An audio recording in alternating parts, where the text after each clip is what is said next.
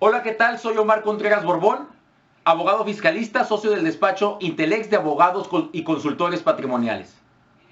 La pandemia, asociada a la enfermedad denominada COVID-19, el virus que la produce, SARS-CoV-2, y las medidas sanitarias para su contención, prevén un choque drástico sobre el escenario económico mundial. México no es la excepción, pero sus efectos se acentúan más aquí debido a la falta de crecimiento que ya veníamos viviendo antes de la pandemia y derivado también de la falta de políticas públicas que permitan al sector productivo hacer frente al escenario económico adverso. Dichos indicadores se verán reflejados en una alza de los índices de inseguridad. El Instituto de Finanzas Internacionales prevé hoy una contracción de la economía mundial en el 1.5% para este año. El único país que crecerá será China. El 27 de marzo pasado, el presidente Trump anunció un paquete de estímulos económicos de $2 billones, que incluye un pago mínimo de $1,200 para los contribuyentes de ese país y apoyos a negocios e industrias impactados por la pandemia. 9 de cada 10 hogares estadounidenses recibirán un reembolso de recuperación bajo este estímulo económico. Es impensable creer que las medidas de contención no afecten a los ingresos de las empresas, mayoritariamente micro, pequeñas y medianas empresas que generan el 90% del empleo formal en México. Situación que afectará sin duda la disponibilidad de empleos y los ingresos de los trabajadores de las familias mexicanas.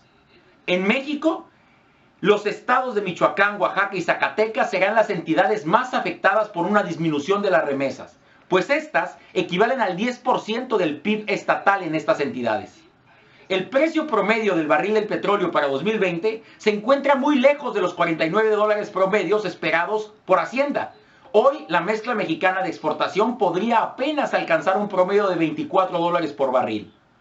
Se proyecta una reducción de impuestos y de ingresos petroleros de 414,700 millones de pesos, resultado de la producción petrolera, pero además también debido a un alza del tipo de cambio.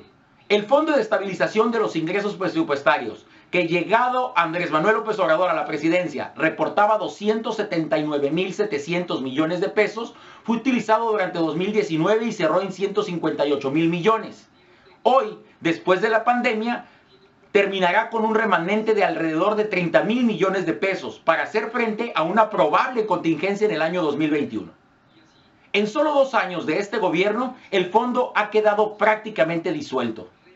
Aunque la Secretaría de Hacienda y Crédito Público ha estimado una contracción del Producto Interno Bruto en su promedio anual del 3.5%, esta cifra sigue siendo muy optimista, pues calificadoras internacionales han sostenido que México por lo menos perderá una economía entre el 6 y el 8%. Ahora bien, recordemos que esta contracción económica es en su comparación anual contra el 2019, cuando la economía mexicana se contrajo 0,1%. Es decir, que sería el segundo año después del 2008 en donde México perdería economía. Ahora se estima que un 3.5% anual será la inflación, que se podría alcanzar incluso el 4% anual para el año 2021. Con contracción económica y con una inflación, el escenario es poco alentador. Desde el 18 de marzo y hasta el 28 de abril se han perdido 707,000 empleos formales. IMSS e Infonavit optaron por considerar el 18 de marzo como la hora cero de la era COVID-19. Se han perdido más de 17,000 empleos diarios. Las mayores pérdidas son en la Ciudad de México, en Quintana Roo y en Nuevo León. En construcción, 231,000 empleos menos. En servicios, 254,000 empleos menos.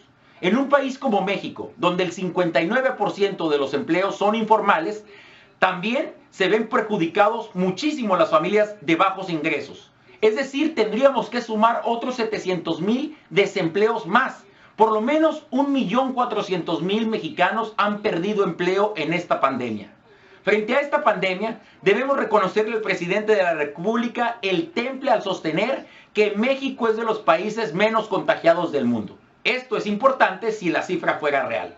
El problema es que México no conoce el número de contagiados, pues en un país de 129 millones de personas apenas se han realizado 40,000 pruebas, cuando tenemos 13% de crecimiento diario en el número de contagios y 21% en el número de sospechosos.